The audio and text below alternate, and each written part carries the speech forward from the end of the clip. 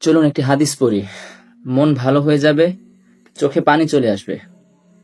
সহিহ বুখারী ৭৫০৭ নম্বর হাদিস। রাসূলুল্লাহ সাল্লাল্লাহু আলাইহি ওয়াসাল্লাম বলেছেন, আল্লাহ তাআলা বলেন, আমার এক বান্দা পাপ করে আর তারপর বলে, ইয়া আল্লাহ, আমার অপরাধ মাফ করে দিন। তারপর আল্লাহ বলেন, আমার বান্দা গুনাহ করেছে আর এরপর বুঝতে পেরেছে তার এক রব রয়েছেন যিনি গুনাহের জন্য ক্ষমা করতে পারেন, আবার শাস্তিও দিতে পারেন। তখন আল্লাহ তাকে মাফ করে দেয়। সে পুনরায় পাপ করে আর বলে, ও আমার রব, আমার গুনাহ হয়ে গেছে, আপনি আমাকে ক্ষমা করে দিন। এরপর আল্লাহ তাআলা বলেন, আমার বান্দা অপরাধ করেছে আর তারপর বুঝতে পেরেছে তার এক রব রয়েছেন যিনি গুনাহের জন্য ক্ষমা করতে পারেন, আবার শাস্তিও দিতে পারেন। তারপর আল্লাহ তাকে আবার ক্ষমা করে দেয়। সে আবারও গুনাহ করে আর বলে, হে আমার রব, আমার পাপ হয়ে গিয়েছে, আমাকে ক্ষমা করে দিন। তারপর আল্লাহ তাআলা বলেন, আমার বান্দা গুনাহ করেছে আর এরপর বুঝতে পেরেছে তার এক রব রয়েছেন যিনি গুনাহের জন্য ক্ষমা করতে পারেন, আবার তার বিচারও করতে পারেন। আমি আমার বান্দাকে ক্ষমা করে দিলাম, তার যা ইচ্ছা সে তা করুক। যতবার মন দিয়ে পড়ি, অনুভব করি, চোখ ভিজে আসে। এত মহানুভব মালিক আমার, এমন মালিকের দাস হবার সৌভাগ্য কজন মানুষের হয়?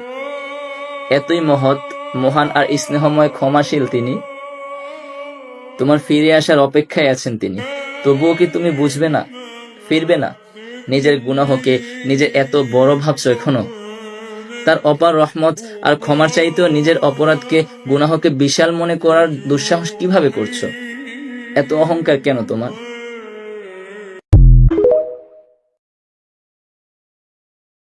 তিনটা হাদিস আগে শুনুন। ১. রাসূল সাল্লাল্লাহু আলাইহি সাল্লাম বলতেছেন, তোমাদের মধ্যে এমন একদল জান্নাতে প্রবেশ করবে যাদের অন্তরটা হবে পাখিদের মতো নরম। ২. রাসূল সাল্লাল্লাহু আলাইহি সাল্লাম বলতেছেন, যখন শহীদদের আত্মা আল্লাহর কাছে পৌঁছায় তখন আল্লাহ তাআলা শহীদদের আত্মাগুলোকে এক ধরনের সবুজ পাখির মধ্যে সংগ্রহ করে, যারা আরশের নিচে থাকে এবং জান্নাতে সারাদিন ঘুরে বেড়ায়, নাজ নিয়ামত ভোগ করে এবং সন্ধ্যায় ফিরে আসে। তখন আল্লাহ ওই শহীদদের আত্মাদের জিজ্ঞাসা করেন, তোমাদের আর কি নিয়ামত প্রয়োজন? বারবার জিজ্ঞাসা করতে থাকেন, কিন্তু শহীদদের আত্মারা কিছুই বলতে পারে না, কারণ তারা সব রকমের নিয়ামত ভোগ করছে, তাদের আর কিছুই প্রয়োজন নেই। যখন বারবার আল্লাহ তাদেরকে জিজ্ঞাসা করেন, তখন তারা বলে যে, আল্লাহ, আমরা আবার দুনিয়াতে যেতে চাই এবং আপনার রাস্তায় শহীদ হয়ে আবার ফিরতে চাই। তখন আল্লাহ বলেন, এটা তো সম্ভব নয়, সুতরাং তোমাদের আর কিছু চাওয়ার নেই। ৩. রাসূল সাল্লাল্লাহু আলাইহি সাল্লাম বলতেছেন, তোমরা যদি আল্লাহর ওপর তাওয়াক্কুল করার মতোই করতে, তাহলে আল্লাহ তাআলা পাখিদের মতো তোমাদেরকে রিজিক দিতেন। তোমরা কি দেখো না, পাখিরা খালি পেটে সকালে ঘর থেকে বাহির হয় এবং ভরা পেটে সন্ধ্যাবেলা ফিরে আসে। এই তিনটা হাদিসের মধ্যে একটা কমন যেটা রয়েছে সেটা হচ্ছে পাখি। আল্লাহ পাক আমাদেরকে বলতেছেন, তোমরা পাখিদের থেকে শিক্ষা নাও, কারণ পাখিদের অন্তরটা অনেক নরম হয়। আল্লাহ বলছেন, তোমরা পাখিদের মতো হও, পাখিদের অন্তরের মতো তোমাদের অন্তরকে নরম করো। পাখিরা যেরকম ভাবে আল্লাহকে তাওয়াক্কুল করে, আল্লাহর উপর বিশ্বাস রাখে, তোমরা এরকম ভাবে আল্লাহর উপর বিশ্বাস রাখো, তাহলে আল্লাহ কখনোই আমাদেরকে নিরাশ করবে না।